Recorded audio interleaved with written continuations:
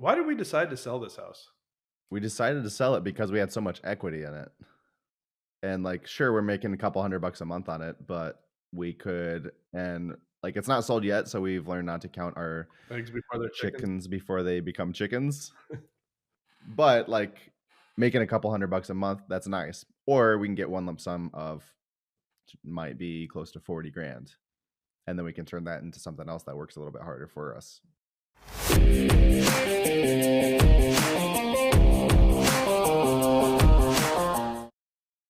Is this muted when you press the button or when it's up? When you push it, it's muted. Okay. Cheers. All right. Cheers. Hello again. Cheers. Can I do this one in my shades? This is actually this new product I'm selling. It's called a men's headband.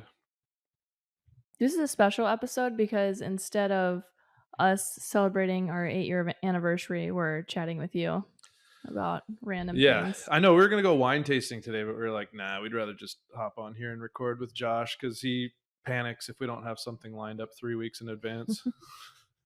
I would. We're actually good for at least 6 weeks, but I would panic if it was 3 weeks. So thank you guys for doing this for me. When is this coming out? This one's coming out in a week and a half. Oh, so it had to be today. It did have to be today. Yeah. We, the two of us, and also Josh and I celebrated our 8-year anniversary today, or yesterday. Really, me and Colin celebrated 8 years of knowing each other. Yeah. It's been longer than that. Yeah. We golfed like twice before you got married to Jennifer. Well, so I met Jen in July of 2014 briefly. Let's just put it this way. We didn't know each other well enough for me to stand on your side of the aisle when you got married. So I had to stand on Jennifer's side. I thought that was nice. I had a lot of friends. Yeah, it was nice. I actually really thought that was cool. I was like trailblazing the way. I was going to say that's aged well. I started that trend. Actually, no, I think I was in the middle of that, but it's only getting more popular. Yeah, and you were a bridesman, and like now. Maybe in California you were in the middle of it, but in Wisconsin that was unheard of. I was the first ever. Groundbreaking. Well, yeah, now 2024, we're like, oh man, a bridesman in 2016, like we were ahead of our time. Pretty soon there's going to be no bridesmaids, all bridesmen and groomsmaids. That sounds like a lot less drama, so I'm a fan of that. Yeah. Yeah, but we went out last night here in town. We got somebody to watch Indy last minute, and we went out, and it was funny because we're on Main Street in the downtown area here, downtown, and randomly at dinner here, we've been here a month and a half. Mm-hmm. One of the guys that used to live in the building in LA, he started a new jewelry company up here, or a shop up here in Napa, and he was walking by and popped in and said hi to us. And then she saw somebody she works with, and then I saw somebody that I had like taken care of at some point, and that person ended up buying all our drinks. Yeah, so our bill was like cut in half because Jen was getting after it last night. Well, it was our anniversary, so I was celebrating. We made it. We're still together. Well, and this is our golden 8 years later. 8 years later. That feels like a lot. This is our golden year, so it's kind of a big deal. What does that mean? That's his favorite number. I asked him why it's our golden year as well, and he's like, I like the number 8, and I'm like, my favorite number, so it's your golden year. So your golden year can change every year? My favorite number is 11. So in 3 years it'll be our golden anniversary. But as for right now, it's ours. It's the best. This episode is sponsored by All Day Investments. If you would like to get your start in real estate investing, but don't want to deal with toilets or tenants, we have several new opportunities that might interest you. Head over to alldayinvestments.co/invest or follow the link in our show notes to book a call with our team. Anyways, but we thought it was kind of crazy since we've been in this new area for a month or maybe a month and a half now. And when we went out to dinner, we like saw more people than we did when we'd go out to dinner in LA. We're like, we've only been here like a month. How do we know more people now? It's the small town vibes. Yeah, it's kind of cool. I think that's kind of hilarious. Only Colin would like go out and have drinks with one of his patients from from the No, hospital. no, I No, didn't. we I didn't didn't have drinks with them. We didn't have but that drinks is with also them. true. He would. But I would. Colin totally would. 100% I would, but we didn't have drinks with them. And you're like talking about it. I'm like, hey, how's your explosive diarrhea doing? I hope it's better. 100% I would go out and have drinks with the patient, but we didn't have drinks with them. They came in, we saw, because we were sitting right by the door, so we were seeing Yeah. everybody as they were like coming and going. And when they came in, we saw them. They went and sat somewhere else, and then later on, our waiter came up and told us, "Hey, this couple over here bought all your drinks." And I was like, "Is it too late to order a couple more?" But we were already closing out at that point, so it was fine. So yeah, no, I didn't drink with them per se, but I would. I 100% would. But you guys, so how's your life going with Oh your yeah, how's being a with the newborn dad? new little one? Yeah. Oh, that's right. Yeah. I guess I have another one. No, I'm just kidding. Since the last roundtable is what I meant. Yes, I have another. I have a son now. He is doing well. He's just over a week old. We just had pictures this morning, which I put some on Instagram. If you guys see them, he's kind of cute. He looks Mexican. He looked a lot more Mexican the first few days, and then he got white after being inside for the last week. But I don't know. Crossing my fingers, he turns out a little bit darker, like me and Colleen. He's acclimating to Wisconsin very quickly. blend. It was like 89 degrees or something yesterday. It was nice and hot. That's like our weather. Yeah, here it's like way hotter in the summers and way colder in the winters. So you guys, That's what you want. Extremes. You want the extremes. Yeah. That's what you pay for. yeah. Sorry, Stell will lie down, and then we won't have these click clacks in the background. So yeah, so you had the second photo shoot in like a month, right? Yeah, because we had Nicole wanted her, baby bump pictures and then newborn pictures. And it's crazy how much his face has changed in just like the 1 week. Like it's already filled out. He's putting on weight. I taught him how, and he's a quick learner. He's a true Condado. He knows how to eat. Yeah. Something about being squeezed through that canal just really messes up your face. But he definitely looks different than the other one, so that's kind of interesting. I won't get into genetics because I don't know enough, but it's very interesting. Oh, I guess that's the new thing about this delivery is this little guy had a little bit of shoulder dystocia, which our audience would know what that is. And to be honest, like all of the stuff that I learned about in nursing school and whatever school, shoulder dystocia was always like an emergency. Turns into, oh, you got to break the shoulder, you got to take them back, cut mom, like do all this random stuff. But it wasn't that bad actually, and that was a huge benefit of actually knowing the doctor. So I've worked with like probably 20 at least OB surgeons. And it was nice to be able to handpick this one because he handled it really well. I can only assume that not everybody would probably have handled it so well and got baby out, even though he was super deep purple for about 30 seconds after birth. He turned out and started crying and made it. He didn't need those bells. I was holding my breath for 30 seconds. I might have been a deep purple for 30 seconds also, but turns out he was all right. Did fine, started crying, and yeah, warmed up. So I actually don't know what the shoulder dislocation is. Is that what you said? Dystocia. I don't know what that is. Yeah, so he came out sideways. So optimal position is face up. Yeah. So like when the baby's coming face up. So he was face to the side, and his shoulder got caught on the pelvic bone. Okay. And so I'm not an expert in this area, but from what I remember, you got to like sometimes break the shoulder bone of the baby and like push on mom's like. Oh wow. Pelvis. I don't know. I don't really know. They can't just take the head and just like.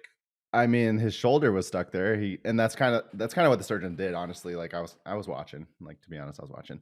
So it looked like this is what it looked like. I don't know what he actually did. It all happened so fast. But what it looked like happened is he stuck both of his hands as far as he could, and basically just like twisted the baby and then came out. Okay. And that's it. And that's why he gets paid the big bucks. And that's why I was holding the leg like like a little dad, just trying to help as much as he could. And Nicole did this one natural too, right? She did, yeah. She had epidurals with the first 3. This one was 100% natural. And when I was talking with her, she said this has been her best recovery by far. Mm-hmm. Would you agree? Yes. So what I'm hearing from that is get the CRNAs and the anesthesiologists As out of the far. room. Get them out. Get them out and let the woman do what she needs to do. Yeah. I That's what will I heard. say though, this was a completely different experience, obviously for Nicole, being in that much pain. But for me, emotionally, this was the most difficult one because I had not seen her in that much pain before because she had epidurals and it was really smooth. And so I was like, oh, like everything was fine and like happy and stuff during delivery. This one was a lot more difficult for me to watch. That must have been hard for you. Yeah. How's your It recovery? really was. Like I was in so much pain. That is so typical for you to talk about how difficult this was for you. All right, that did not, like, obviously I meant that to be like a nice, sweet little gesture thing, but you guys took it and spun it and threw it back in my face. Well, because we know you. As per usual. Yeah, don't but no, be this fooled. Don't be fooled. Recovery has been great. Yeah, that's awesome. Yeah, she looks great. She says she's great. I obviously don't know what she's feeling, but she says she feels much better, and she looks a lot better. Nice. You mean looks a lot better compared to? She looks like she's in less pain a week after delivery than she did the last 3 times. Oh, nice. That's really good. Yeah, I mean, yeah. So epidurals are pretty worthless. Figured that one out. 11 years later. Basically, we could just do away with anesthesia in general. Yeah, I would say yeah. Survival rate. Let's go back to like 200 years ago when survival rate from surgery was like less than 10%. Like I feel like that's probably we were in a good time. That's what I'm saying. What a time to be alive. What a time to be what a alive. time. Yeah. Back to when they thought that if you washed your hands, it was probably not good. So you just make sure you don't wash your hands and sterilize equipment before surgeries. Sure. We're talking about putting people to sleep. We're not talking about cleaning instruments. You took it really far. Yeah, you went. Yeah, you're right. I guess I did go too far. We don't not believe in sterile procedure. Yeah. That was before anesthesia. I thought we were going back to before. No, anesthesia. we're just hating on anesthesia. Yeah. Let us live. So to accurately hate on anesthesia, you have to go back before anesthesia existed. Oh my. Okay, we're not doing that. We're not. Bye. Just going down another rabbit hole only you care about. So anyways, anesthesia, very important, obviously. We have a lot of respect for all anesthesiologists except for Josh. Yep. And so there's been that. And then Jenn is excelling quickly in the laboratory of catheters. How's that been? I wouldn't say excelling. I would say just making sense of all the equipment and the words, and it's basically a new language. The words? The words. I mean, I would really hope they don't listen to this. Well, showing up the first, still several weeks, I can't even understand catheter. The words that they're saying when the doctors are asking for something. It literally sounds like they're making things up. I mean, that's a good point. I'm like, they could be. I can't even understand you to go look for whatever catheter or wire or device that you just said, because I have no idea. This is new language. But it's getting a little bit better. I've started to pick out words where I'm like, oh, okay, I've heard that a few minutes ago. Now I want to become a doctor just so I can mess with new hires and just say random words. You could say that don't exist. Be like, they asked for this, and the nurses are like, that's not a thing. No, it's going well, I guess. You'd have to ask the people around me. I'm well, like, you're still employed. Yeah, I'm not fired, so I think things are going okay. And it's actually, as of yesterday, you hit a month, so okay. Oh wow! And you're just now learning words. And I'm just now learning words. No, I've very much been focusing on tasks and watching what my position is, either like circulating the case or roving the case. I haven't been in cath lab in a really long time. Do you actually have to scrub in ever, or you're not ever in that position? Apparently that will be in like 1 to 3 years or something like that. Oh, so you will. Okay. But yeah, I probably will end up getting trained to scrub, but that's a whole nother world. I can't even think about that right now. I'm just trying to figure out what buttons to push, where to attach this wire to that machine, what machines work together. But I've just very much been focusing on task-based things. A couple nurses have been quizzing me on more in-depth things, and I quickly showed my true colors when they asked me about some anatomy, and definitely failed. Flow. Yeah, I failed pretty badly, and It's like, shoot, please don't fire me. I will learn this, I promise. But I'm just trying to like be a useful nurse in the room right now. So I will soon be able to diagnose with you as well, but maybe not today. It's tough because coming from the ER, we're very much not we're masters of none, right? Yeah, So definitely. it's, we know a little bit about a lot, but we don't know these like focus things. And these people that are, from what she's telling me, these people that have been in cath lab for years are just like, Years. And then their background is most likely ICU is what I'm hearing. So already like very in depth.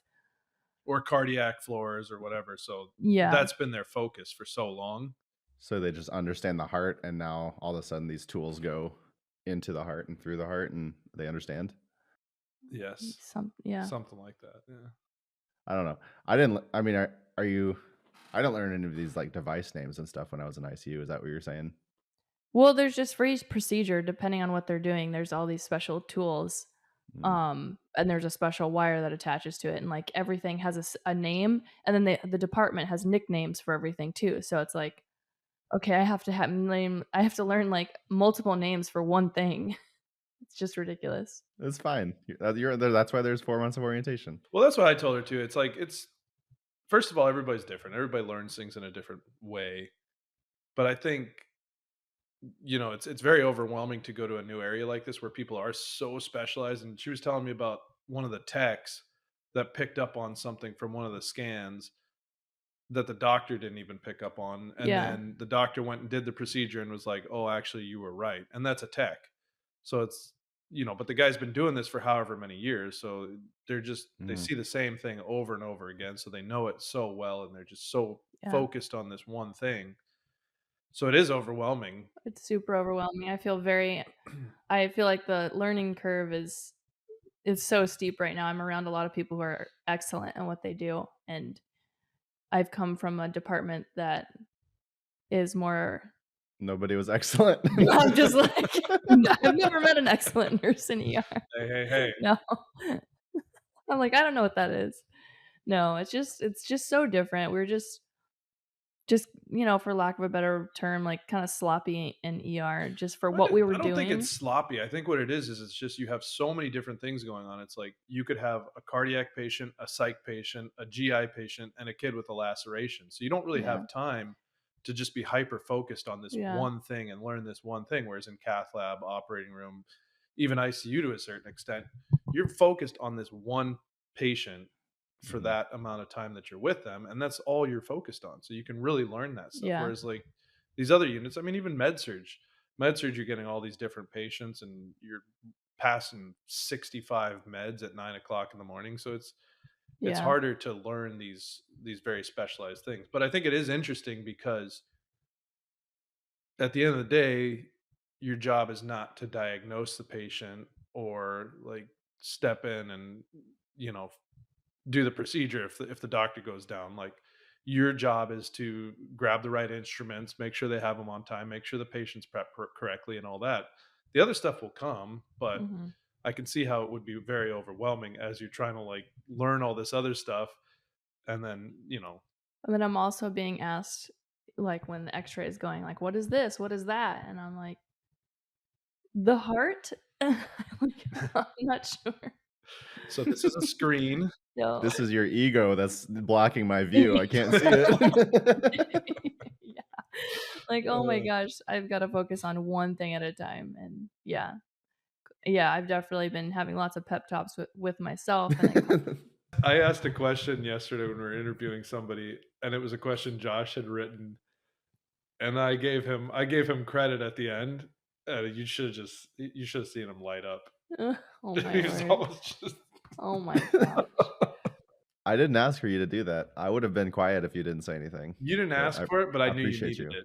Yeah. For people that are new, we took a personality quiz not early on, a couple years into our business, and figured out what each of us need. And Josh needs a lot of praise, a lot of pats on the back. You're going the right direction, all the credits.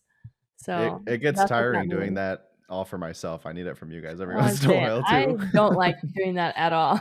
So if you guys, that has been a struggle for me. If you guys could hop on and just go through any of the reels of Josh and just say nice things, that would be helpful. Anything that he is in or on, just say some loving words to him. Make his day. And the best thing that came from that personality assessment was all the sarcasm that I get from Jennifer and Colin now. It confirmed our suspicions. We're the wrong two people to need that from. Yes. But that's okay because I married somebody who is amazing at everything. That's true. Yeah. Yeah. I don't need it from you guys. Take that. Do you? Do you not? I need it from everybody. I was gonna say, I think that's what the thing showed us, was that you need it from everyone. But thankfully, you're getting enough from Nicole to just keep that cup just full enough to keep you going. I think this is a really good time to pivot into something else. Yeah. Just kidding. Sorry. Sure. Let's go. So- Let's talk business. So the other day, Jen and I, as seen on Instagram, Jen and I were at work. And why did we decide to sell this house? We decided to sell it because we had so much equity in it. And like, sure, we're making a couple $100 a month on it, but we could, and like, it's not sold yet. So we've learned not to count our Eggs before they're chickens before they become chickens. But like, making a couple $100 a month, that's nice. Or we can get one lump sum of, might be close to 40 grand. And then we can turn that into something else that works a little bit harder for us. Yeah. Well, and I guess something that's interesting, kind of going back to our business coach, one of the things we were working with our business coach was cash flow. That was a pain point for all of us within the business. But the reason it was a pain point was because Jen and I were just doing the property management, and you were trying to cut back on the extra hours you were working. So it's been a little interesting with our business coach, because in some ways I feel like he thinks we're not doing what we need to do in terms of getting the cash flow. But through our conversations, we've decided that, Jen and I went back to nursing, so we solved our personal cash flow issues. You've realized that maybe picking up an extra shift here and there ends up actually being less work for now than all the Right.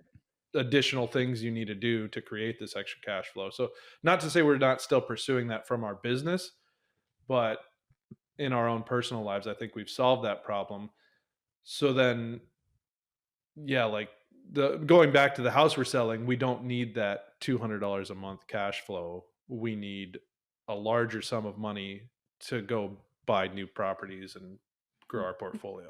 I know David Green always talks about the whole return on equity thing, which I still haven't heard him explain well enough to where I understand it, but he always talks about it. And I feel like this would have been one of those situations where he could have made a good point.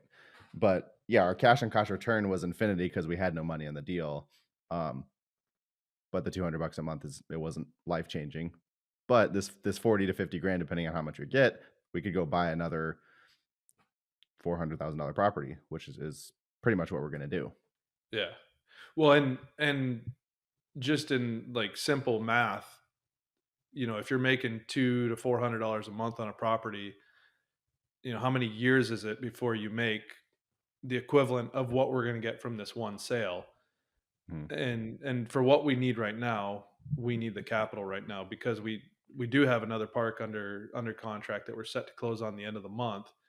And that park, we're talking to some investors. So that one we may be able to do strictly with investor money.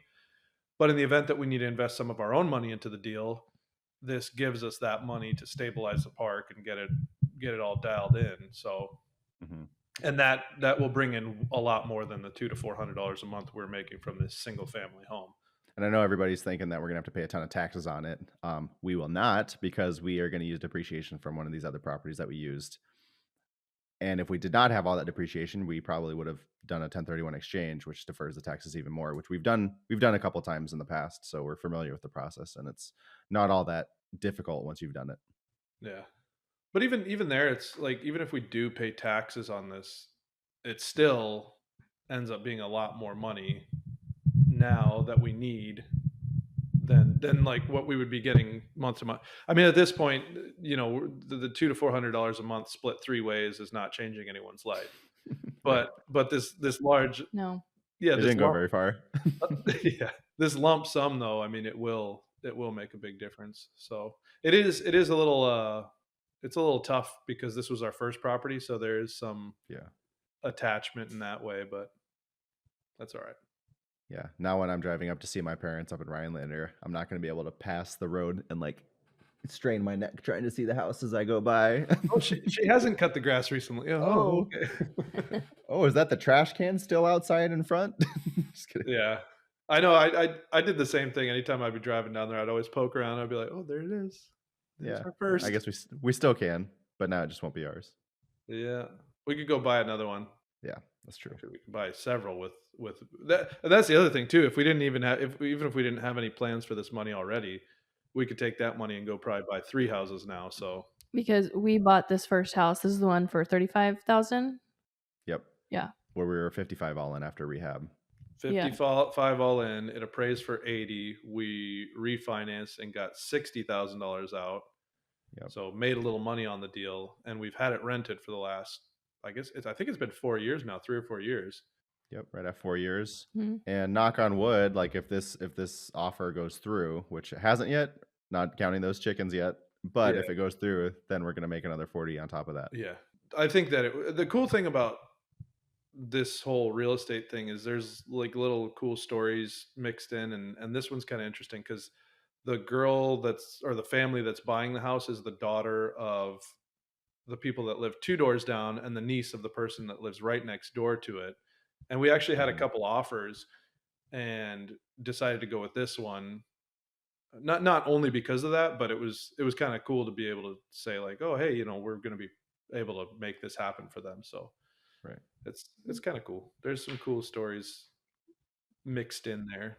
We are going to cause a lot of family drama because of these 3 houses together. Oh, yeah, for sure. We just added so much work to the parents' lives. Yeah, for babysitting. Yeah, for babysitting. Yeah. But yeah, that'll be good. And then this deal at the end of the month, we had a little renegotiation on that one. So that one was actually supposed to close the end of May.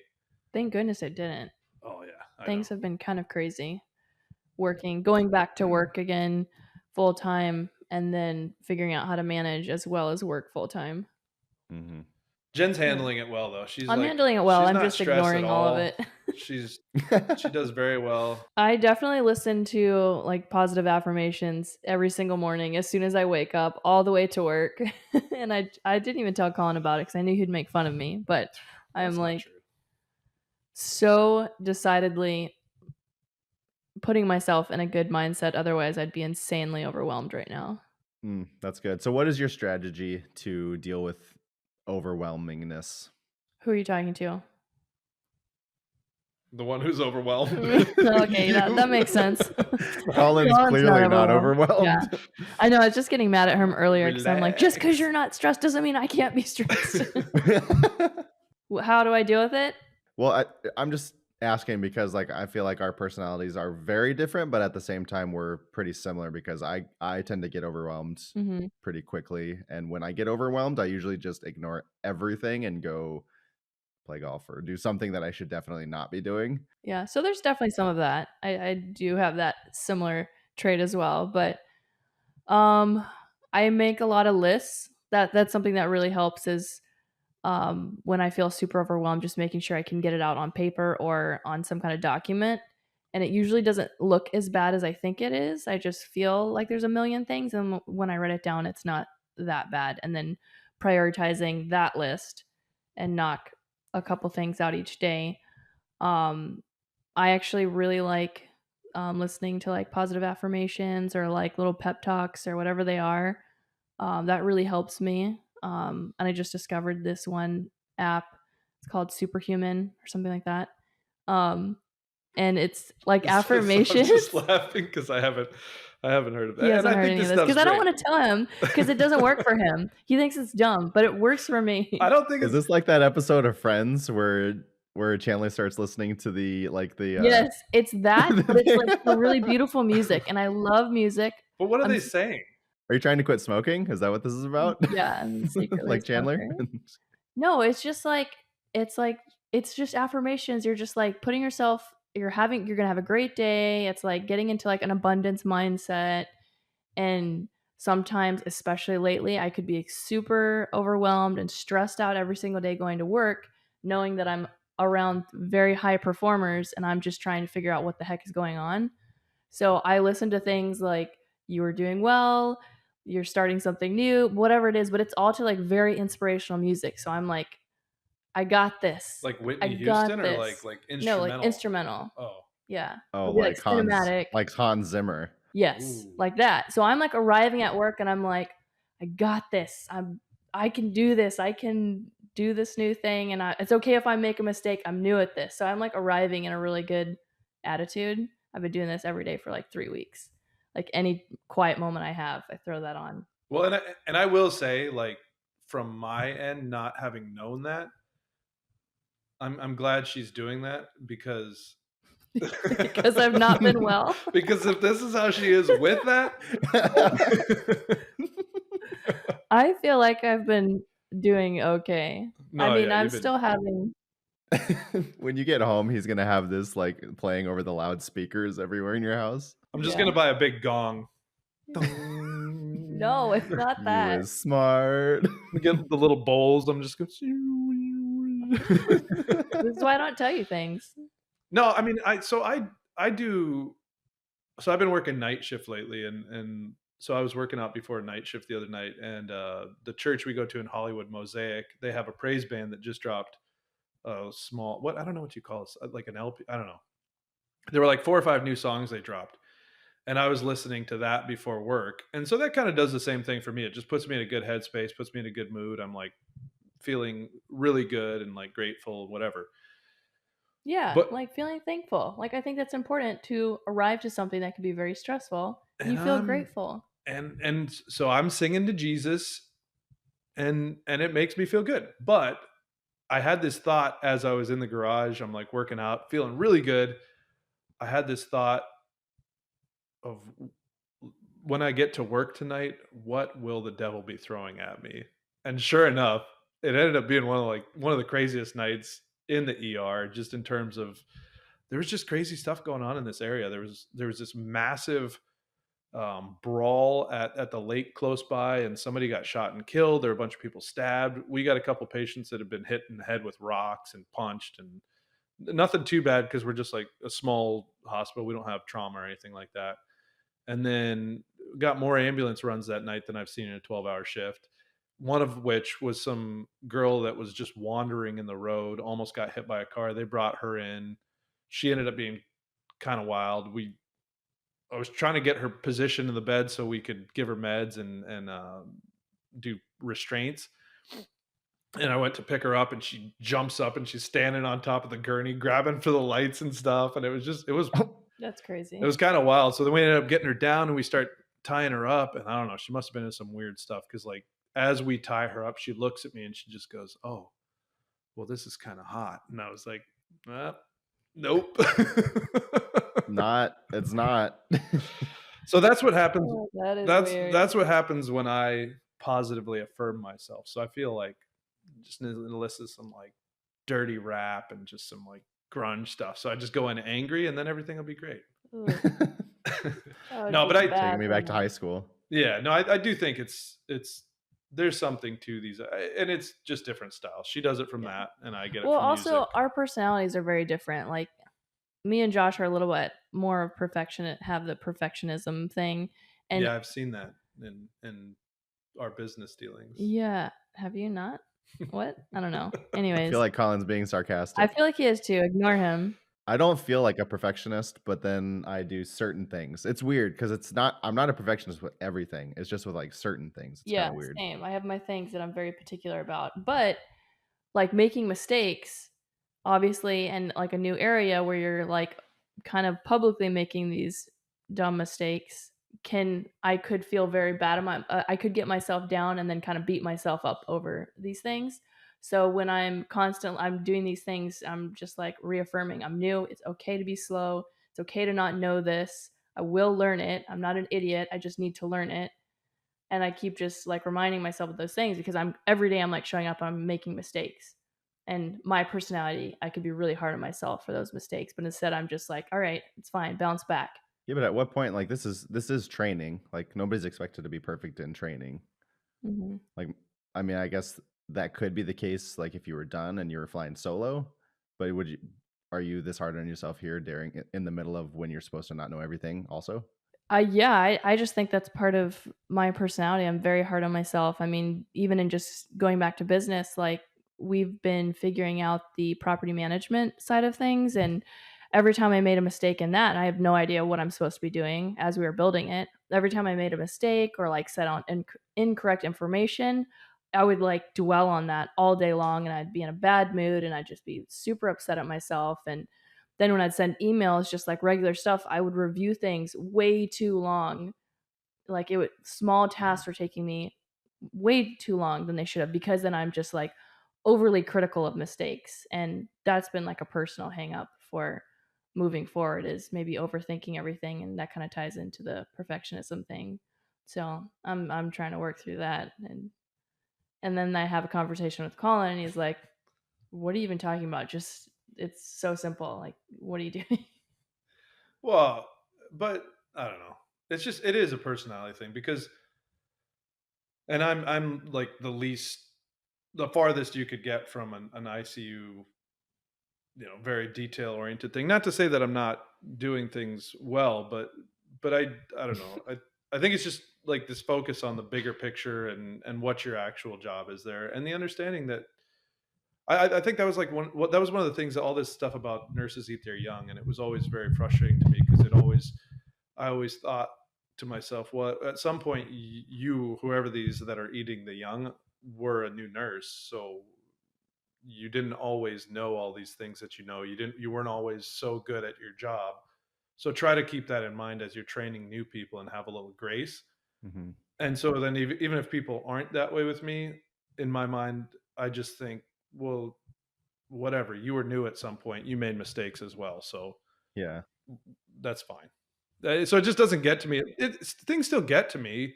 I obviously want to do a good job, and if I don't feel like I'm doing a good job, like I'll beat myself up over that. But I don't really let other people's opinions get to me unless I've done something that I knew I did wrong and I get called out for it. Then I'm very hard on myself because then it's like, oh wow, yeah. But it's like if I didn't know something, very detailed that I maybe shouldn't. I don't know. You know what I'm trying to say. It's just all in the right context, I guess.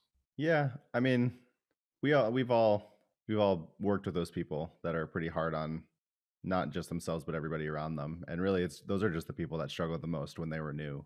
Yeah. It's not. I think it seems like that's been the case every single time, like in school and even as on the floor as a nurse, not the floor, the ICU or wherever it was.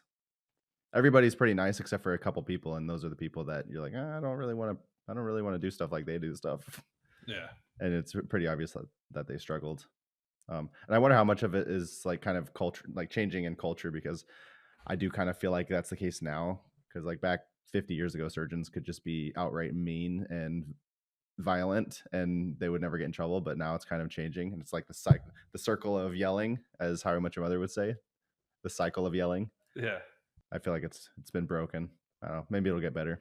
It should get better. Well, and even there, you have, it is this like hierarchy, pecking order where this person's yelling at this person, so then this person yells at this person, and and it goes down.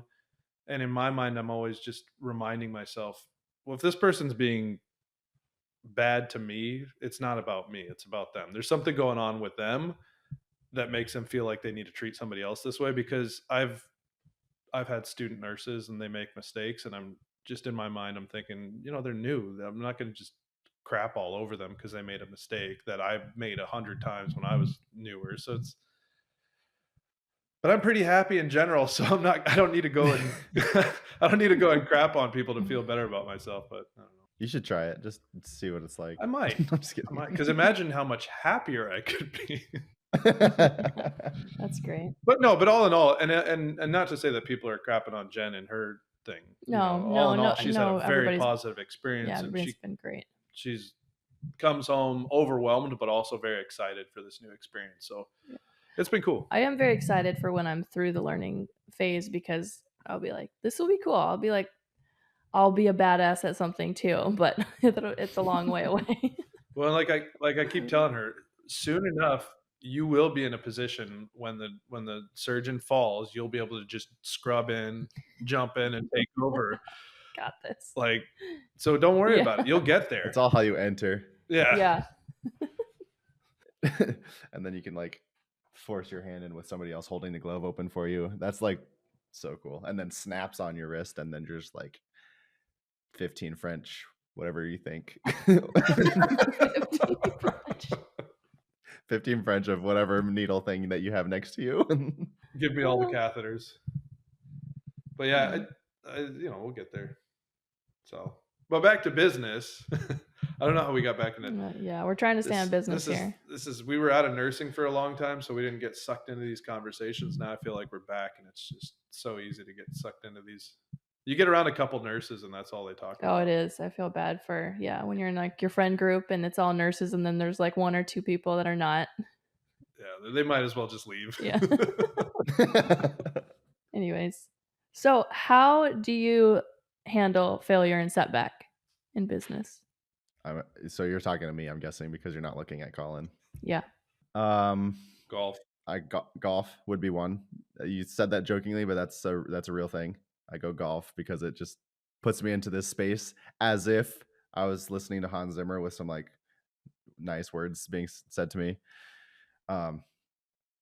Or I call Colin, and then I always feel better after I talk to him. Because he just gives you so many compliments.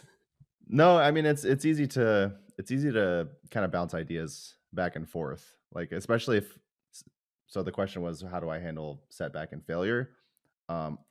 I mean, I don't know if failure is the right answer or the right question there, because I don't think there's failure. There's just like ways to do it, or you just learn ways that's not working. And so you just have to think of other ways that can work. And if I call Colin, or if I call you, or if I just talk to somebody else, obviously I'm not able to see the answer my way. And so I can just, I'm keep using Colin as an example because it's easy, because it happens all the time. But he can just offer other suggestions, bounce back and forth ideas, and usually it can be figured out, or we can come up with ideas on how to try new things, because whatever we're trying before is not working. Or I just keep doing what I'm doing. That's honestly the real answer. I stubbornly proceed ahead. No, I don't need any advice. I got this. Because it will fix, because I am not the problem. But I think it goes back, and we've talked about this before, what a benefit it is to have a team and to have, more than just one person. Because there's some stuff we've run into, and same for me. It's if I'm running into something and I call you up, then just talking to you. Even yesterday we were talking through a deal, and I was kind of running into a wall about it wasn't necessarily a failure. It was just like a difficulty where I ran into trying to put together this offer for this new park we're looking at, and talking it through with each other, we're able to figure it out. And if I was doing that by myself, it would be hard to work through these things, because another perspective, you get stuck and you're just looking at the same problem and you just keep coming up with the same solution. But then when you bounce it off somebody, even just the slightest fresh perspective, and it's just like, oh yeah, that's so simple, but I just couldn't see that because I was so focused on this one thing. Well, sometimes even just saying it out loud, like, yes, to bounce it off of somebody, but sometimes when you just say things out loud, you'll hear that, okay, that definitely doesn't work, or you might understand something a little bit better. I don't know. I've heard that. I've tried it a couple times, didn't work. So. Because everything I say is genius, so I just doesn't make sense. I just agreed with myself. I was like, yeah, on it. You're right. That's a good idea. That's been big for all of us. I think all of us having each other just to, well, and even I think a couple biggest failures we had so far happened at the same time. And it was when we were trying to buy the grocery store. We were trying to buy a grocery store, and such a good idea. I don't know why. We would have been killing it. We would have been one of the top food vendors in the state of Wisconsin at this point, had we gone through with that. Or we would have failed and we would have been bankrupt. I mean, I'm still thinking that it would have been a good deal, but then at that point we only had one mobile home park. if we had bought that grocery store, there's no way we would be about to have five. Yeah, and also I would be living in Wisconsin scanning Yeah. groceries. A minor detail. We decided, actually, I don't want to work in a grocery store. That sounds like a win to me, actually, because then you'd be available for golf.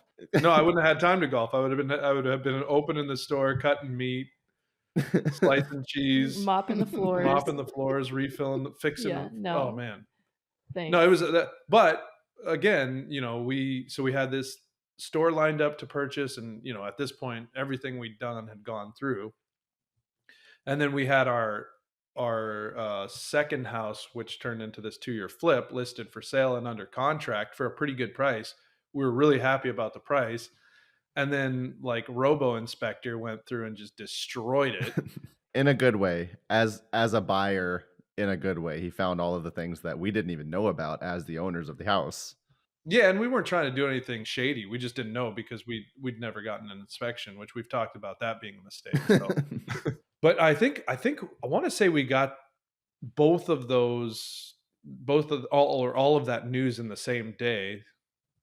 Thankfully, we were in Wisconsin when that all came through, so it was we were there together to work through everything, and it definitely helped just being able to talk it through and just kind of realizing, hey, you know what, this actually might be a blessing in disguise. Well, not the house. The house was completely just a failure, but it helped knowing, hey, like we got somebody else to go through this with and talk it over with, and then the store thing ended up being that definitely was a blessing in disguise. So yeah, but at the moment, it's just you kind of feel like you failed in the moment, but yeah.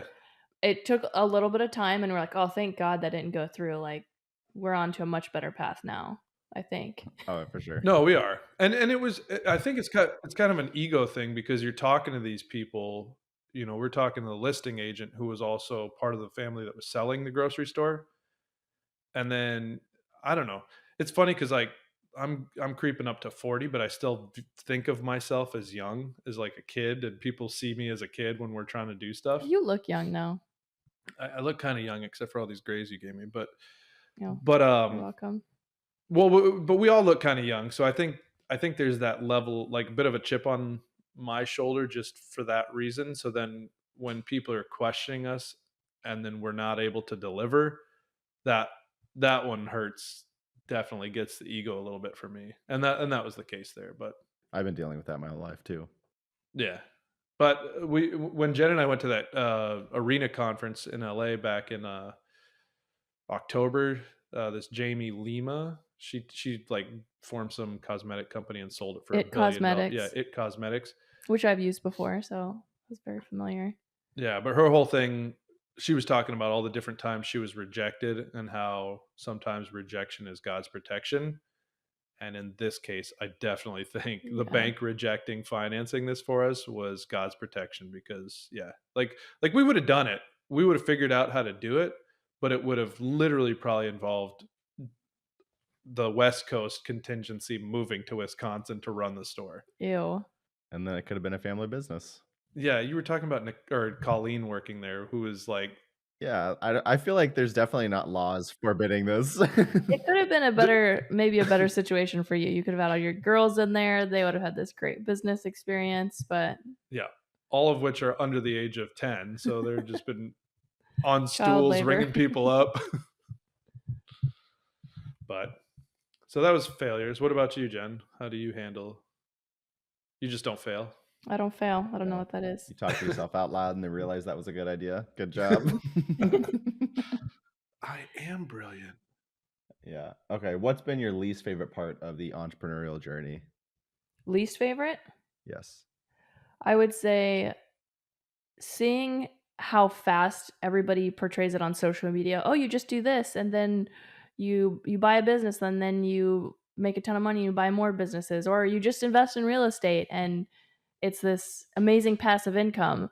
I think the expectation of how fast and easy it would be has been my least favorite part, because as we've been doing it now for a few years, nothing that we've done has felt passive or anything. It's like a full-time job on top of supporting yourself.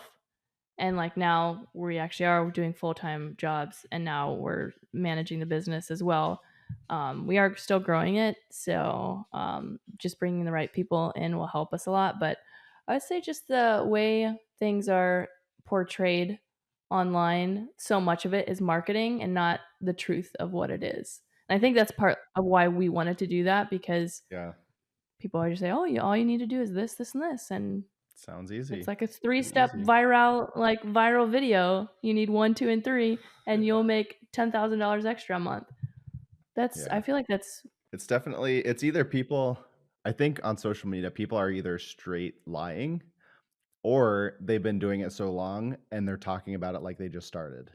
Yeah. yes, yeah, and that's probably really what it is, that they're not telling you that they've been doing this for 10 years and now they have it figured out and money does come easily to them now, but it's like, okay, we were in year 1, 3, what are we now, 4, and it's like it takes a while to figure out your flow and get Yeah. your systems in place and how you work together as a team and what you need to be successful. It takes a while and nobody talks about the beginning part. And probably because it's not fun.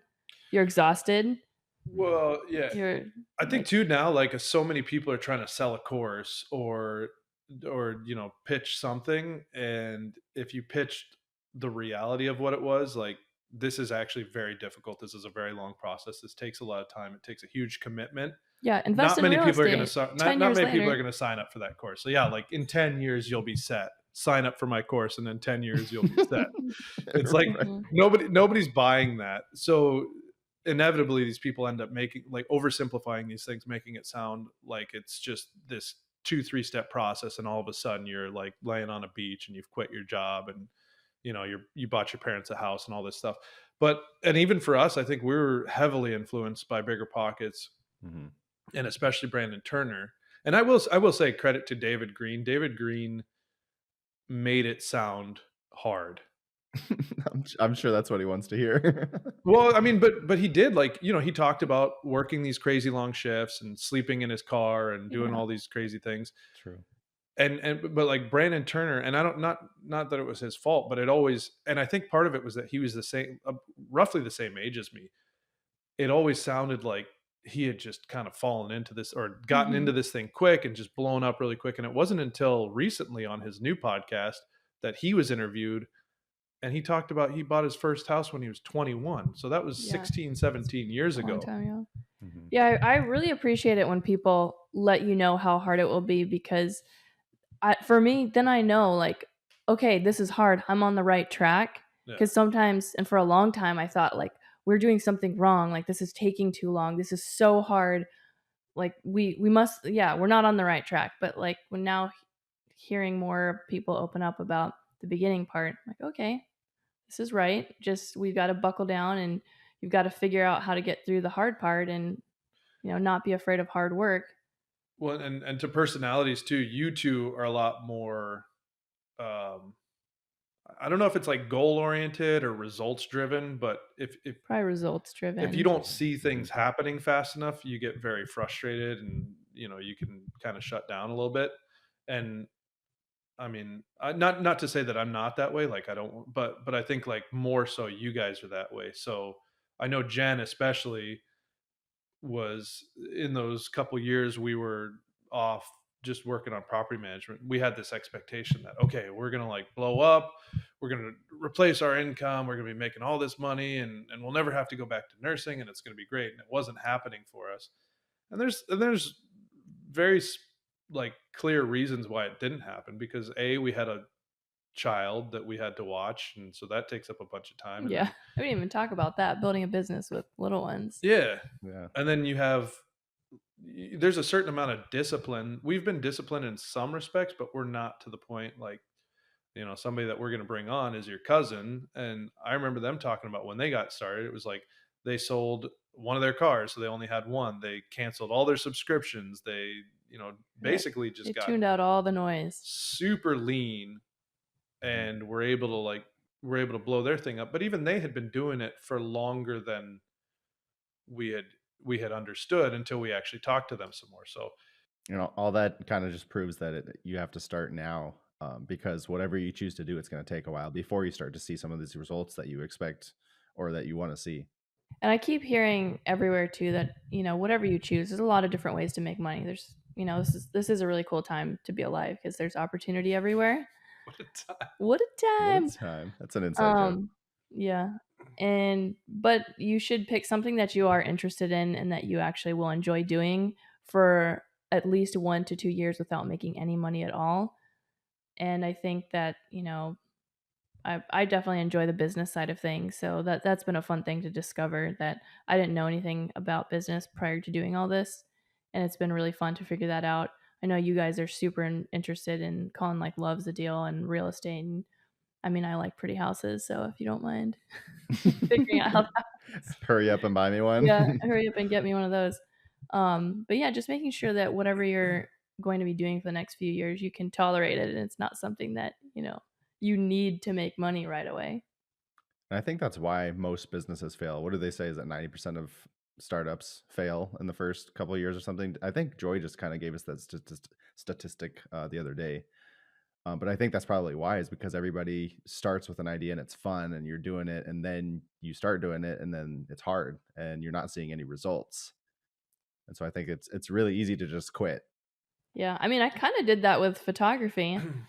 It was really fun, and then I was like, well, this is really hard work and I have to work weekends. This is not as fun as I thought it would be.